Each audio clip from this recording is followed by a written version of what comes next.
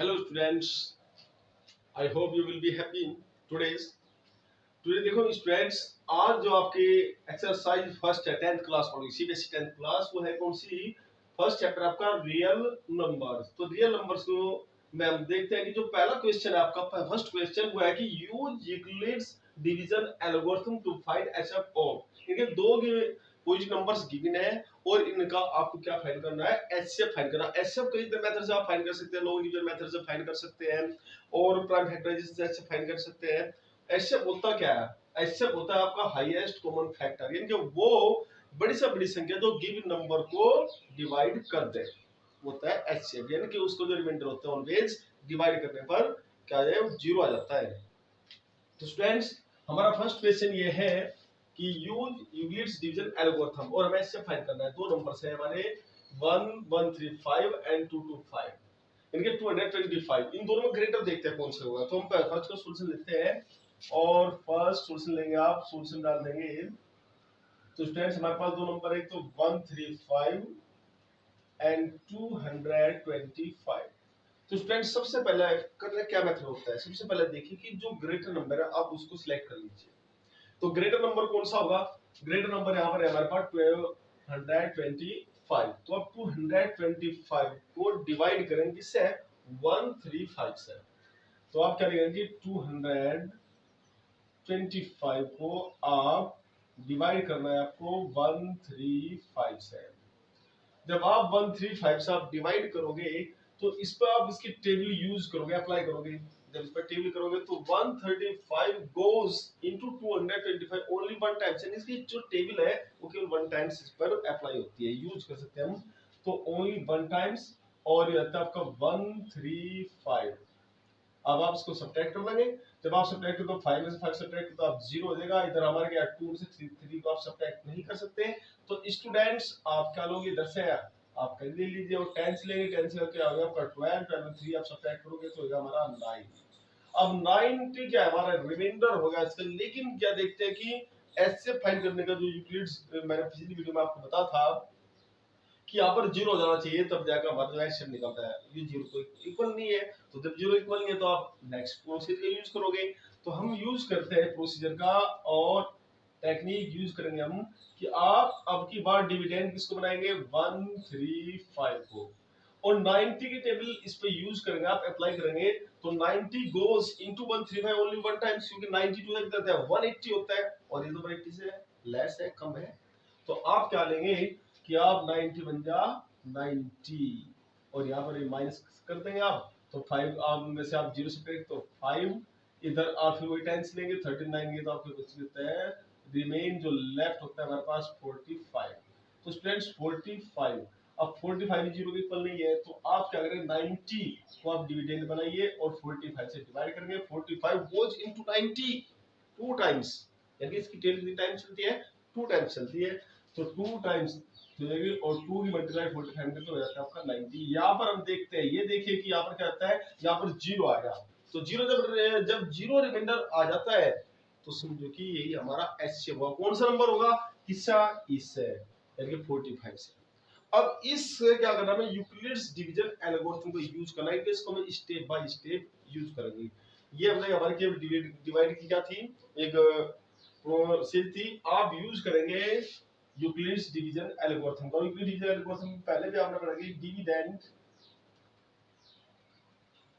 Is equal to divisor multiply coefficient plus reminder.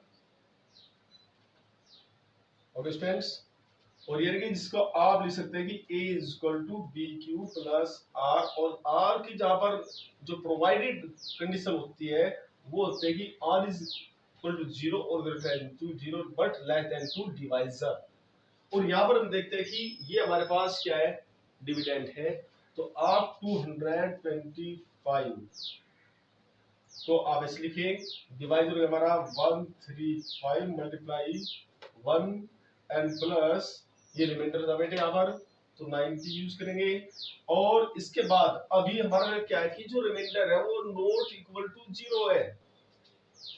तो जब not equal to 0 हो गया तो अब नेक्स्ट प्रोसीजर यूज करें। आप यहाँ पर आ जाइए, तो 135 हमारा क्या आता है डिविडेंड, 90 हमारा डिवाइजर हो जाएगा, और 1% एंड प्लस 45 हो जाएगा हमारा रिमाइंडर। यहाँ पर भी रिमाइंडर क्या हमारा नॉट इक्वल टू 0। नेक्स्ट पा लिया आप, तो यहाँ पर 90 के बाद क्या होगा आपका डिविडेंड होगा, और 45 डिवाइजर मल्टीप्लाई 2 प्लस रिमाइंडर क्या होगा 0। यहाँ पर r में क्या मिल जाता है, we get r is equal to 0 के रिमाइंडर 0 हो चुका है। तो जब रिमाइंडर 0 हो गया तो ये क्या है, ये हमारी जो है जो प्रोसेस थी वही स्टॉप कर लेंगे हम, और हमारे जो एचसीएफ हो जाता है, एचसीएफ कितना हो गया वो हमारे पास 45 वो ग्रेटेस्ट या लार्जेस्ट नंबर है, हाईएस्ट कॉमन नंबर है, जो 135 और 225 को भी क्या करता है डिविजिबल कर देगा, यानी कि इनका रिमाइंडर ऑलवेज कर देगा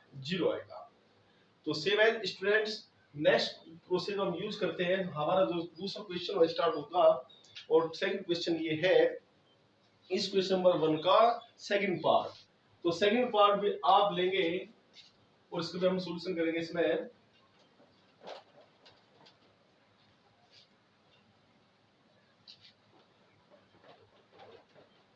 तो स्टूडेंट्स सेकंड पार्ट ये है कि इसका सॉल्यूशन लेते हैं 196 एंड 38,220।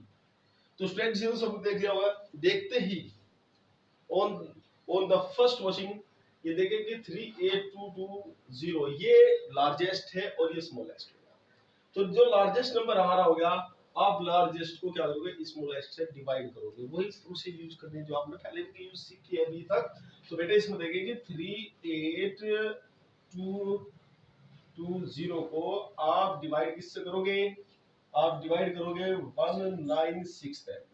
अब वो से स्टार्ट करिए 196 की तो टेबल आती नहीं, तो आप क्या करोगे, तो आप क्या करते हैं कि इसके आप 3 डिजिट्स ले लीजिए, 3 डिजिट्स अब दोनों क्या है इसके ज्यादा हो गए, तो आप 19 की टेबल 2 टाइम्स चलाएंगे तो ज्यादा हो जाएगी, क्या करें वो ज्यादा हो जाती है, करके देख लेते हैं। अगर इसी अगर आपने 2 टाइम्स चलाई भी तो उसकी मल्टीप्लाई कर लीजिए, मल्टीप्लाई करने पर क्या आता है 2 6 जा 12, 2 9 जा 18 और 9 और 2 जा 2 एंड 3, यानी कि ज्यादा हो जाती है। यहाँ 382 यहाँ पर 392, इसका मतलब हम टेबल नहीं चला सकते मिली 2 टाइम्स, तो आप क्या यूज करेंगे इन 3 डिजिट्स पर आप इसकी 1 टाइम्स टेबल यूज करोगे, टेबल चलाएंगे इस पर, यानी कि 196 goes into 382 only 1 times।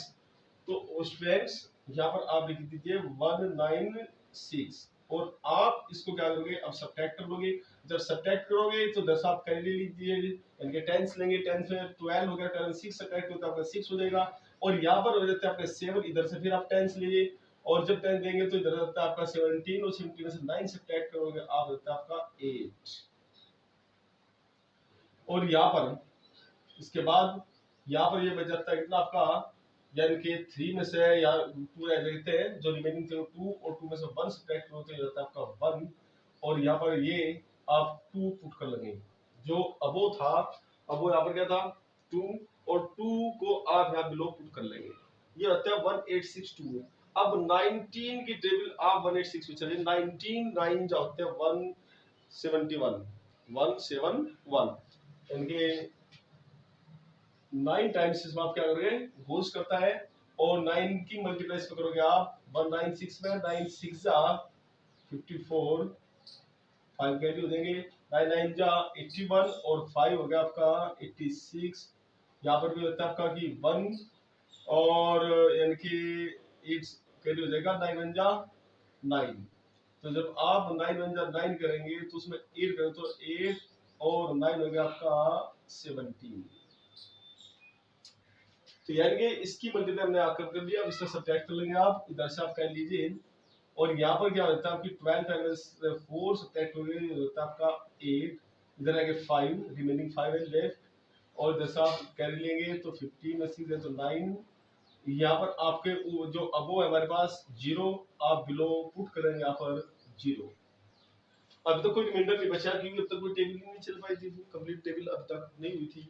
तो अब इस पर फिर आप डिवाइड करेंगे 19 की टेबल 19 5 जा 55 और 5 टाइम्स 5 से मल्टीप्लाई करेंगे आप, 5 6 जा 40, 3 का भी 5 9 जा 45 और 3 इसमें प्लस करोगे तो होगा आपका 48 एंड 5 जब 5 और 4 है आपका 9। तो स्टूडेंट्स ये कंप्लीट डिविजिबल हो गया। क्या ऐसे 196 तक है कंप्लीट डिविजिबल है। जब डिविजिबल हो गया ऐसे तो उसका मतलब कि रिमाइंडर 0 हो गया। तो आप यूक्लिड्स डिवीजन का यूज करेंगे और जब रिमाइंडर 0 आ जाता है तो ये हमारे क्या इसका एचसीएफ हो जाएगा। और यानी कि a is equal to b q plus r और आर की कंडीशन क्या है हमारी 0 से ग्रेटर 0 के ऊपर और डिवाइडर से लेस देन होना चाहिए। और इसके बाद आप लेंगे 382 ये हमारा डिविडेंड है और यहाँ पर 196 मल्टीप्लाई 195 डिवाइडेंड डिवाइडेंड यहाँ पर 0। सो एचसीएफ कितना है आपका 196 क्योंकि इसी के डिवाइड करने से क्या रिमाइंडर 0 जिससे भी जिस डिवाइजर से रिमाइंडर लास्ट में 0 आ जाता है वो उनका एचसीएफ लगता है। एचसीएफ के डेफिनेशन आगे बताई जाएगी आपको। तो इसके बाद हम चलते तो थर्ड इसका वो रहता है थर्ड पार्ट। और थर्ड पार्ट में है क्वेश्चन हमारा थर्ड पार्ट के students take care, take your attention here and we take the third part. There are two numbers 867 and 255। हमारे पास क्या होगा कि 225 और दो नंबर्स दिख रहे हैं। तो 867 क्या इसमें लार्जर होगा तो आप लार्जर को क्या करोगे आप स्मॉलर से डिवाइड करेंगे। तो देखते हैं और डिवाइड करते हैं इसमें यानी कि 867 को आप 255 से डिवाइड कीजिए। अब इसके 25 के टेबल आप 86 में चलेंगे। 25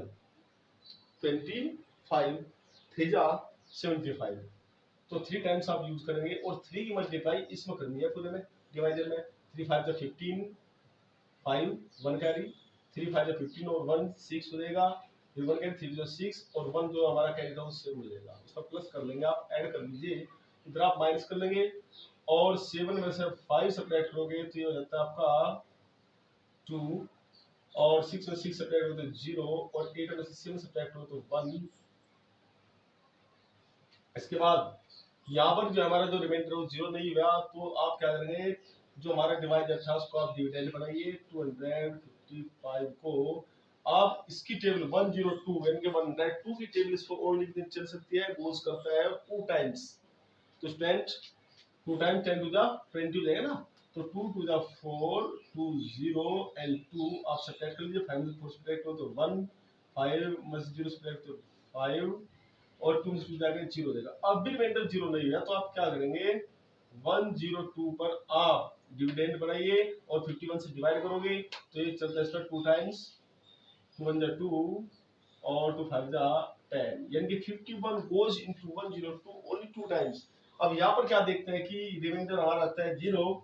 तो जब रिमाइंडर हमारा 0 रहता है तो यहाँ पर देखिए साहब यूक्लिड्स डिवीजन एल्गोरिथम का हम यूज करेंगे और यूक्लिड्स डिवीजन एल्गोरिथम हमारे पास क्या है कि dividend is equal to divisor multiply quotient plus remainder और इसकी कंडीशन होगी।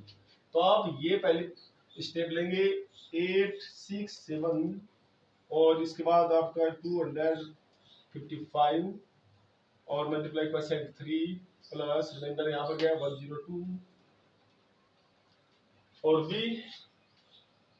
वी वॉच हम देखते हैं यहाँ पर और देखते हैं कि remainder is not equal to 0 proceed आगे बढ़ाते हैं। यहाँ पर आइए तो 255 और ये क्या हमारे डिवाइजर 102 मल्टीप्लाई 2 और यहाँ पर भी क्या है कि रिमाइंडर कितना बच जाता है आपका 51 भी क्या है यहाँ पर इज नॉट इक्वल टू 0। तो नेक्स्ट तीसरी स्टेप आ गई आप थर्ड स्टेप पर और ये हो जाता है कि 102 एंड 51 मल्टीप्लाई 2 प्लस रिमाइंडर 0। यहाँ पर रिमाइंडर 0 आता है और ये हमें क्या आता है बस जहाँ पर भी रिमाइंडर आपका 0 हो जाता है तो समझ लीजिए कि हमारी प्रोसेस वही स्टॉप हो जाएगी।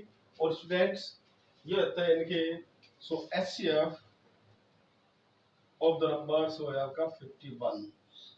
ओके स्टूडेंट्स तो 3 पार्ट थे क्वेश्चन नंबर 1 के मैंने आपको सोल्व करा दिए। Students I hope you understand better. तो आप जैसे जो नए स्टूडेंट्स हैं वे चैनल को सब्सक्राइब करें। आपकी जो सभी एनसीईआरटी की जो सोल्यूशन से भी होंगे, जो अदर बुक्स होंगी उसके भी सोल्यूशन होंगे। आर एस अग्रवाल वगैरह के स्टूडेंट